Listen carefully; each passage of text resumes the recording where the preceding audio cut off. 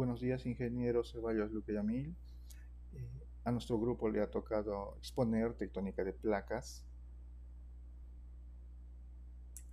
Los integrantes de mi grupo son Bermúdez Coto Catering, Cayacondo Toma Anthony, Copa Condori Quispellón, quien les habla Bruce Corace Flores, García Córdoba Santiago, Yucreche Panaderos. Al costado está el porcentaje de participación en el trabajo, que es de un 100% de todos. Los contenidos de nuestro tema, ¿no?, van a estar divididos de la siguiente manera: introducción, estructura de la Tierra, tipos de límites y sus características, procesos geológicos asociados a la tectónica de placas, impacto y relevancia actual de la tectónica de placas, y conclusiones. Mi nombre es Bruce Junior Corazo Flores e iniciaré, ¿no?, el tema con la introducción.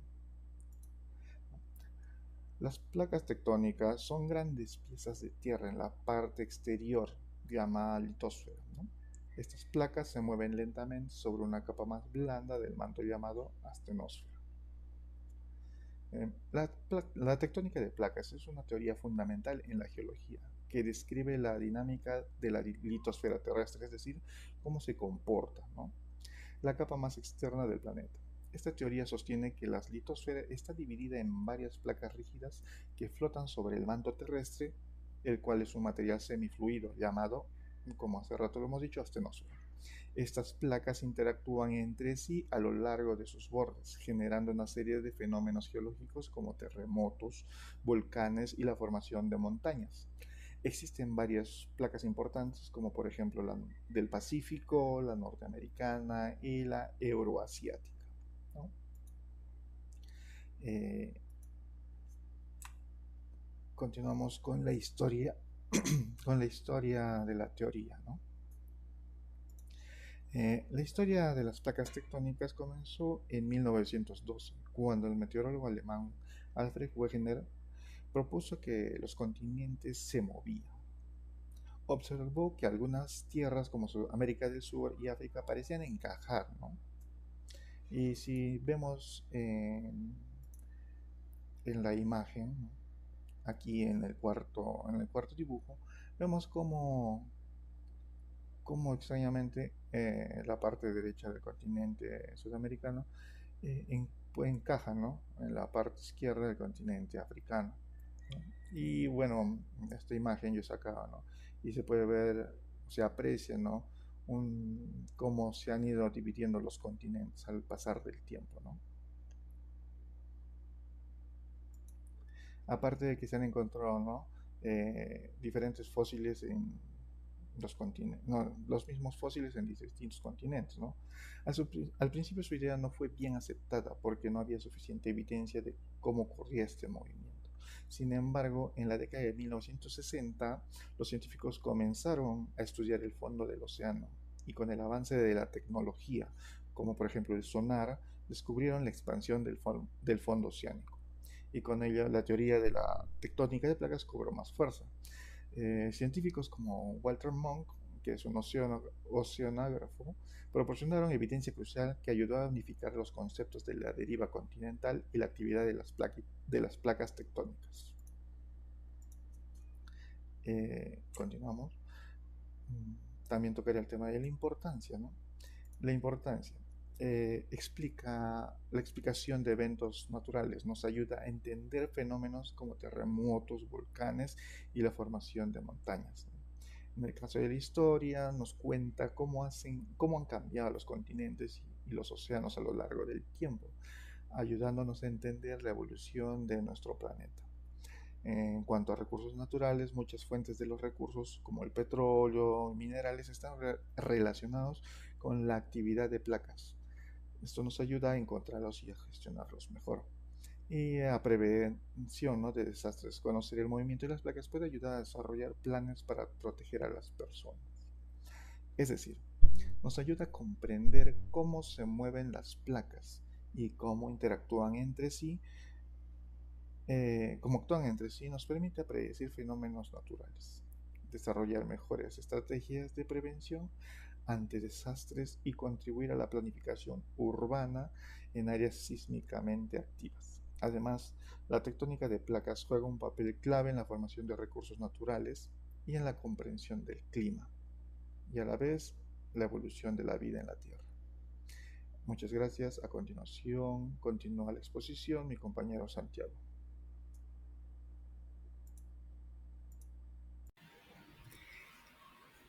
La estructura de la Tierra es compleja y dinámica, influenciada por procesos geológicos por lo que han ocurrido a lo largo de millones de años. Cada capa juega un papel crucial en el funcionamiento del planeta y en la vida en la superficie.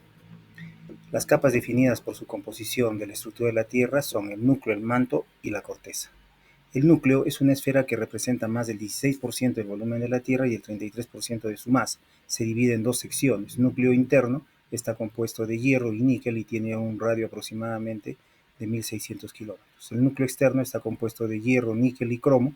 Está separado del manto por la discontinuidad de Gutenberg.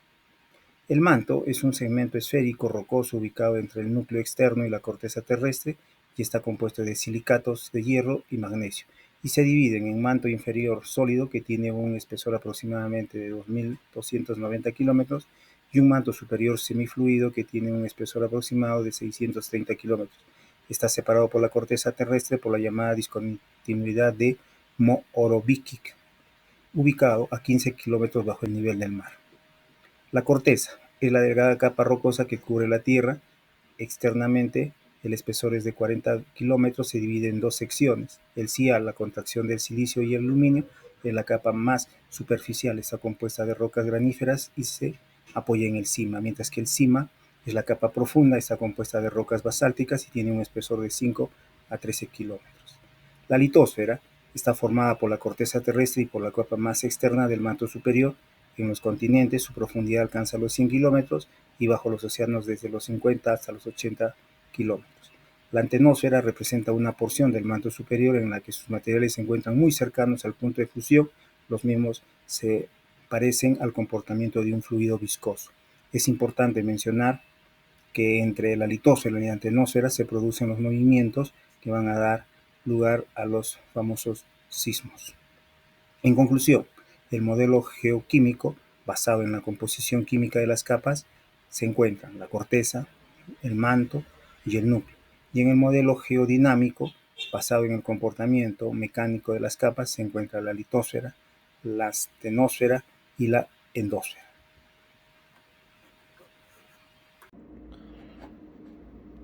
Muy buenas, ingeniero. Eh, Soy el estudiante Anthony Brian Callacondo Toma de la Facultad de Ingeniería Civil.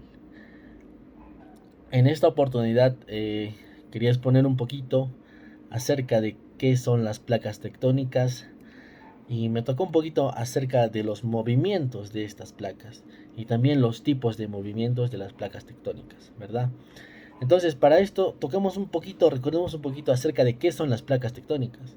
Bueno, para concepto propio y concepto para ustedes, las placas tectónicas o placas litosféricas son placas rígidas, como vemos en la imagen y como nos dice, de una roca sólida flotando sobre la superficie semifluida, que esto viene a ser la tenosfera.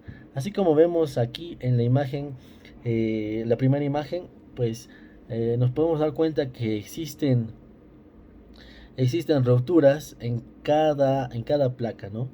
Y por esto se forman muchas placas alrededor de toda nuestra Tierra que conforma la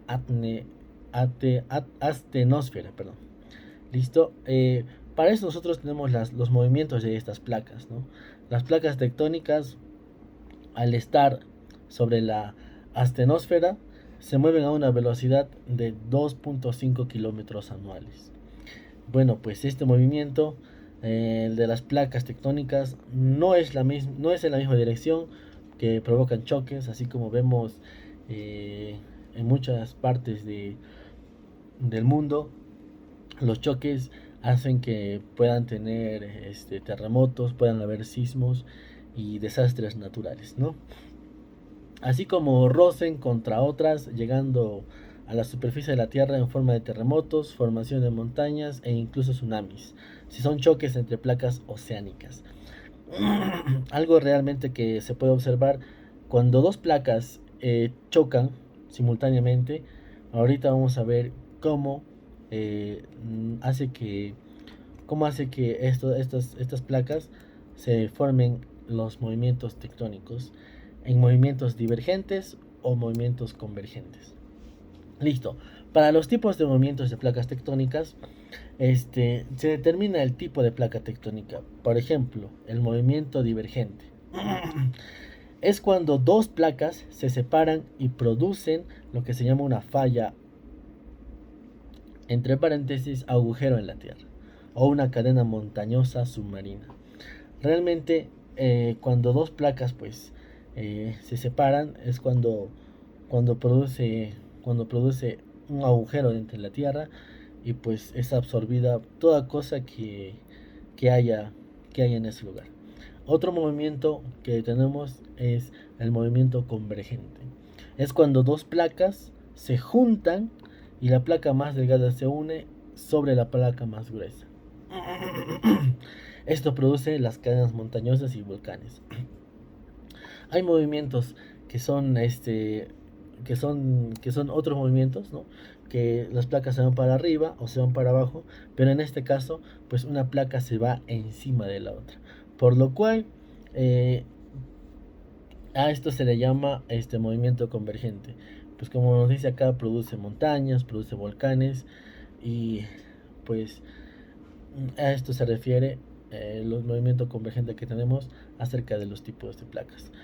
Por esto sería parte de mi exposición y mi compañero continuará con los otros movimientos que tenemos de los tipos de movimientos de placas tectónicas. Gracias, ingeniero. Buenas tardes, docente y compañeros presentes. Continuando con la exposición, yo voy a hablar sobre la definición y dinámica de los límites transformantes. Los límites transformantes son zonas donde dos placas tectónicas se deslizan lateralmente, una junto a la otra. A diferencia de los límites convergentes y divergentes, los límites transformantes no crean ni destruyen corteza terrestre, sino se caracteriza principalmente por un movimiento horizontal. Este desplazamiento genera fricción entre placas, lo cual acumula energía que al liberarse provoca terremotos. Estos terremotos son comunes eh, en los límites transformantes debido a las tensiones acumuladas por el roce constante entre placas. Un ejemplo famoso sería la falla de San Andrés. Aprovechando que mencionamos este tema, hablaremos también un poco de la falla de San Andrés, que está ubicada en California, Estados Unidos, y que separa la placa del Pacífico y la placa norteamericana. Se extiende a aproximadamente 1.300 kilómetros desde el norte de California hasta Baja California en México. Debido a que las dos placas tectónicas se deslizan lateralmente una junto a la otra, esta falla es una fuente constante de actividad sísmica. La fricción acumulada entre las placas genera terremotos frecuentes, algunos de gran magnitud, como el terremoto de San Francisco de 1906 y el de Loma Prieta de 1989. Estos movimientos se convierten en una de las fallas más estudiadas y monitorizadas del mundo, y es la clave para entender la necesidad de construir infraestructuras resistentes a los sismos en esta región. Y hablando un poco sobre cómo afecta este tipo de fallas tanto a la biodiversidad, al transporte y, y a la sociedad, bueno, hablemos un poco de ello. Bueno, como por ejemplo el desarrollo urbánico y planificación. Las áreas cercanas que colindan o están cerca de la falla de San Andrés tienen que hacer otro tipo de estructuras en sus edificaciones, unas más resistentes a los sismos, eh, por obvias razones, bueno, que si llega a pasar un terremoto, pueda eh, soportar, bueno, estos movimientos tan fuertes que ya se han estudiado. En el ecosistema también provoca cambios en el entorno natural. La actividad eh, en el tema de transportes crean áreas propensas a la erosión y deposición de sedimentos, que a su vez da lugar a formaciones geológicas como cañones, terremotos, escalonados, y por lo cual la ingeniería de esos lugares tienen que prever o bueno, tener en consideración todos los daños que podría ocasionar, bueno, un terremoto que se active en la falla de San Andrés. Una mm, característica importante, si se podría decir así, es que inclusive las plantas que crecen en la zona están, están adecuadas, si se podría decir así, a la zona, ya que cualquier tipo de planta normal que florece en cualquier otro lugar, ahí no pueden adaptarse y sobrevivir, pues, ¿no? También podría este tipo de movimientos modificar los cursos de agua, ya sea en ríos o bueno, en los mares, cambian la temperatura y cambian también el ciclo de alimentación, pues, ¿no? De la, de los peces y del ciclo de alimentación. Y bueno, este sería un concepto, un resumen sobre los límites transformantes y, bueno, el ejemplo, pues, ¿no? de la falla de San Andrés, como se puede ver en la imagen.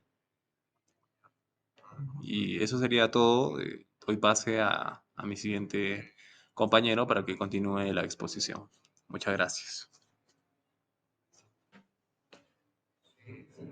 Eh, Voy a hablar sobre procesos geológicos asociados de la tectónica de placas, ¿no? El vulcanismo se divide en tres, ¿no? Límites divergentes. Las placas tectónicas se separan en el fondo del océano, permitiendo que la magma de rocas derretidas asciendan por las grietas y se enfríen, ¿no? Formando nuevas cortezas oceánicas. Este proceso es continuo y aunque los volcanes submarinos resultantes no son muy explosivos, ¿no? Contribuyen cosas, rocas basálticas que amplían el suelo marino, por ejemplo, la dorsal de Mesoatlántica, límites convergentes. En estos bordes de la placa oceánica se desliza eh, bajo otra, lo que hace que la magma suba y se formen volcanes en la superficie terrestre. Estos volcanes suelen ser explosivos y generar rocas diversas. Ejemplo, el cinturón de fuegos de Pacífico, y que incluye volcanes activos en Japón y los Andes. Los puntos calientes son áreas fijas en las mantos del terrestre donde la magma sube directamente sin depender del movimiento de las placas. Cuando una placa pasa por la encima de magma, genera islas volcánicas. Ejemplo, Hawái, que se formó al pasar sobre un punto caliente en el manto, ¿no? Terremoto. Terremoto también tenemos transformantes. Esto, estos límites, estos límites, ¿no? La placa se desliza lateralmente un, un junto a la otra, ¿no? Acumulando tensión que se libera bruscamente como el terremoto. De estos movimientos son superficiales y pueden causar grandes daños. Ejemplo, la falla de San Andrés en California, conocida como el alto riesgo sísmico, ¿no? También límites convergentes. Cuando una placa se hunde debajo de otra, se acumula mucha energía en la zona de subducción, liberándose en terremotos y muy fuertes y profundos, ¿no? Y si estos sismos ocurren bajo el mar, pueden originar tsunamis, por ejemplo, el terremoto del 2021 en Japón, límites divergentes. En el área donde las placas se separan, también se producen terremotos, aunque suelen ser menos intensos. Estos sismos ayudan a que en el fondo del marino se expandan en zonas como dorsales oceánicas, ejemplo, el dorsal atlántica, montañas y océanos. Las montañas surgen cuando las dos placas continentales chocan en el el terreno, se elevan al poder de una placa hundirse bajo la otra. Ejemplo, las Himalayas, que se formaron por las colisiones de las placas en la India y Eurasia. También se crean montañas en las zonas subducción entre placas oceánicas y continentales, como los Andes de América del Sur.